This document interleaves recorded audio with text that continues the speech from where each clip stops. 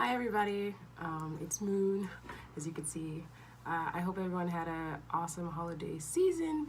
Hope it was festive. I hope that you had some great loving time with your family and some good time to reflect and bring in the new season, or the new year rather. So I guess I will get into why I felt the need to make this video. So the other day I shared a post of my older sister and her partner. They're in an interracial relationship. Every year they send us these really beautiful holiday cards when they're not able to share the time with us, and we love it. And I thought it was really gorgeous, and so I shared it on my page in the spirit that I was sharing all types of pictures of my family members. And I guess what came next was something I wasn't prepared for, but I understand the universe allows things to happen in different times for different reasons. So it has given me a lot of time to reflect on not only the feelings of my community and others, but of myself. So the responses were, the first response was, like, he looks like he has a cheating face or something, and that and I answered, like, no, he's actually a very caring man. He's an honorable man, and we're happy to have invited him into our family. And then the responses after were just attacks about how he's a white man and that we need to be careful, followed by others who are commenting and now starting to fault Black women who decide to date white men, as that being some sort of betrayal to the community. To me, okay, I'm not even going to get into that yet, but my initial response was very defensive, of course, because they're my sisters. Because a few of my sisters are dating white men, and they found love, and that's all I see it as.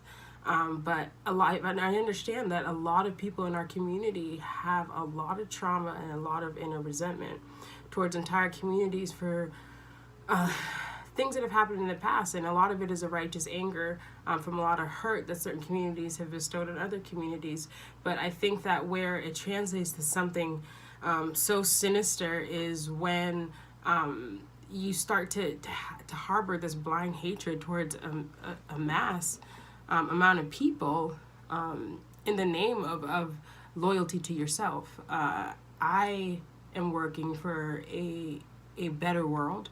My ideal world would be a world where I can elevate myself in the same strain and an even plane with everyone else.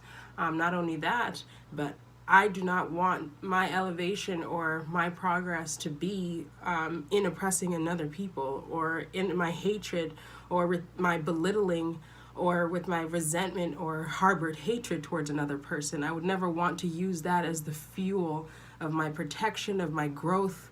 And it is. I think the conversation has so many layers, because when I think about even myself, I had to sit there and really check myself, because when I was watching the Red Table Talk with Jada Pinkett Smith, the one about Black and white women, I started to realize, I'm like, wow, I have these small inner microaggressions towards my sisters from the other race, for things that have happened in the past, for things my environment has started to condition on me, for things that society has started to fault me for. And I had to start to realize, I'm like, wow, I really need to comb through those things and realize and start to live in the mission statement that I'm training and teaching my soul to recite. And I want to live that holy. And I can't do that if I just hate an entire race of people, or or feel like if I was to go and start engaging or interacting or loving anyone that was represented by someone that was said to be the enemy, as a betrayal of myself or my identity. I think that's just effing crazy. And it makes me really, really sad, because I started to see, I'm like, wow, our community is so traumatized that we don't even understand that we're blindly riding the same hate wave that our oppressors did against us. And so even in the aspect of superiority, and I think in any realm, I think intellect and understanding and not being driven by a blind emotion really speaks to an intelligence, and it really speaks to an evolution. And that's what I really encourage a lot of us to do, is to speak to that evolution. I think it's also really funny that even black women will come against other black women or black men for dating outside the race, of saying that there's a certain character trait that a lot of stigmas, that are represented in that relationship. It's just not fair, because I think don't ask me, because I think all men cheat. I'm a little bitter, I'm a little jaded, so I have a view of men that I need to start coaching out of myself, but it's not represented in a race. I think white men cheat, black men cheat, white men love, black men love, Asian men love, everyone protects, Indian, anyone who has the potential inside of them to love will be able to love when that person comes along. And I think that we need to come to the understanding that sometimes people just meet and click. Yeah, that happens too. People just meet and hit it off and fall in love. And I do believe in fate. I do believe in destiny. And I don't think destiny is held by the barriers and boundaries of our human constructs. So I don't think it's fair to sit and think that a loyalty to you and a person represented by your race is by annexing an entire population of people to love. It's just, we need to grow, we need to heal. I start to realize there's a lot of healing. I responded very defensively. Now in hindsight, I'm like, I could use that as a teaching opportunity. But at that time, I was just really angry that a post that was put out and with such loving intent of just spreading the spirit of unity was taken that way, and it wasn't fair.